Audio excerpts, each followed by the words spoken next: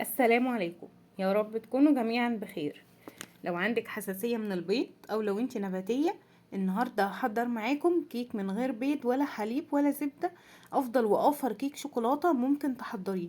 طريقتها سهلة وهتطلع معاكي ناجحة من اول مرة، حتى لو انت اول مرة تدخلي المطبخ.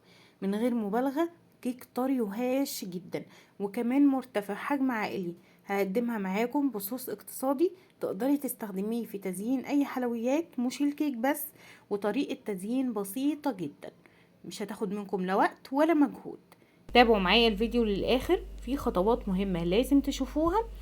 يلا بينا نبدأ وصفتنا النهاردة ونشوف حضرناها ازاي. وأول خطوة معايا في تحضير الكيك بحضر المكونات السائلة. والمكونات السائلة بحتاج كوبين من المية المغلية، حوالي 500 ملي. استخدمي اي كوب معياري 250 ملي، او استخدمي اي كوب بشرط عايري بيه كل المكونات.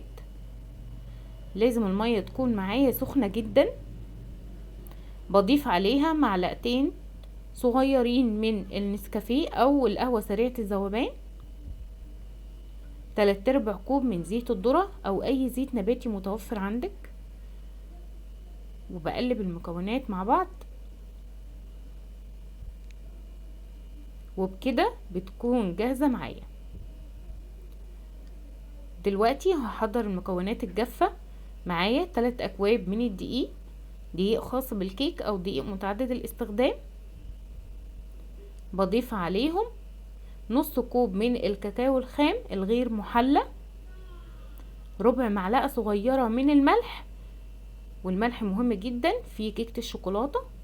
ولاني مش هستخدم بيض فبضيف معلقتين صغيرين من كربونات الصوديوم او البيكنج صودا، معلقة صغيرة من الفانيليا، ومعلقة صغيرة من البيكنج باودر، كوب ونص من السكر.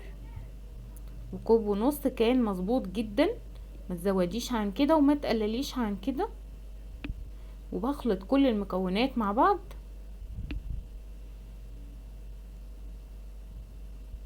بتأكد ان كل المكونات اتخلطت معايا كويس.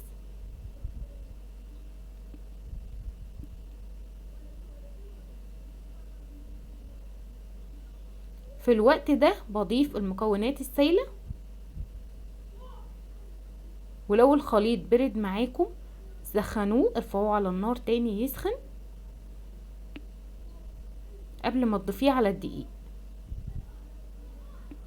وبقلب، استخدمي المضرب اليدوي او الكهربائي. بتأكد ان مفيش اي دقيق معايا او اي تكتلات. وبكده بيكون جاهز معايا خليط الكيك. بنزل بيه في صينية مقاس 30. الكيك ده يعمل معاكم صينية كبيرة جدا، او لو انت عايزاها مرتفعة جدا استخدمي الحجم الوسط. بدهنها بزيت او اي مادة دهنية، زبدة او سمنة. وبنزل بالخليط بالشكل ده، بديلها خبطتين كده وبخرج الهواء الزيادة.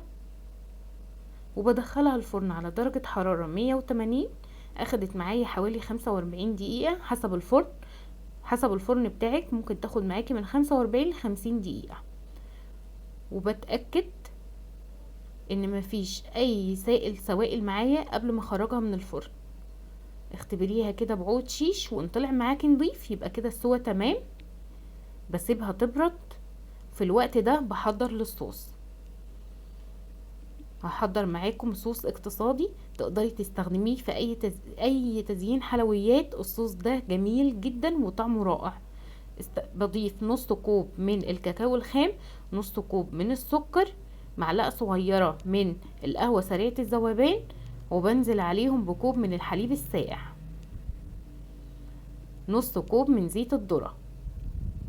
بضيف الزيت بالتدريج، ما تنزليش بكمية الزيت كلها مرة واحدة. وبخفق اول ما يربط معايا الخليط بوقف الزيت.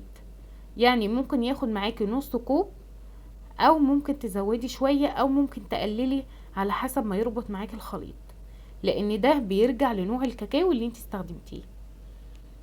انا هنا حسيت ان هو خفيف شوية وبضيف باقي الزيت، اخد معايا نص الكوب، ما زودتش عن كده. تقدري تستخدمي خلاط كوكتيل او تضربي بالهاند بلندر.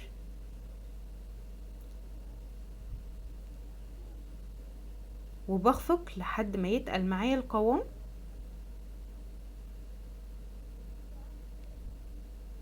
تعالوا نشوف ده القوام المظبوط، لانك لما تدخليه التلاجة هيتقل معاكي شوية كمان. بدخله التلاجة يبرد، وبعد ما الكيك بتاعي برد تماما بنزل عليها بالصوص بالشكل ده.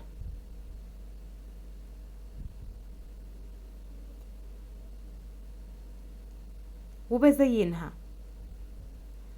تقدري بقى تزينيها بفورماسيل شوكولاتة او مكسرات. انا هنا زينتها بقطع من البندق. استخدمي اي نوع مكسرات عندك، تقدري تستخدمي اللوز او الفستق المتوفر عندك استخدميه. طريقة تزيين بسيطة جدا.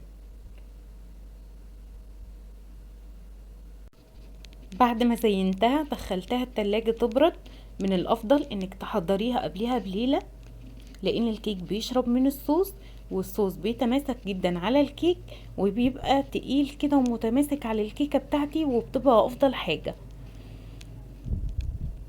تعالوا بقى نقطعها. بعد ما بردت معايا تماما قدمتها بالشكل ده. ودلوقتي هنشوف القوام بتاعها، وهتشوفوا ارتفاع الكيك معايا افضل من اي كيك في بيت. بجد طريقتها ناجحة جدا، ان شاء الله تجربوها وتعجبكم. شايفين ارتفاع الكيك؟ اطرى كيك ممكن تاكلوها، طرية وهشة ومرتفعة وطعمها اكتر من رائع. شايفين قد ايه طرية وهشة جدا. اتمنى انكم تجربوها وتكتبوا لي رأيكم في التعليقات. ولو عجبتكم الوصفة ما تنسوش اللايك للفيديو ودعم قناتي والاشتراك فيها وتفعيل زر الجرس علشان يوصل لكم كل فيديوهاتي. اشوفكم في وصفة تانية، ودمتم على الف خير. مع السلامة.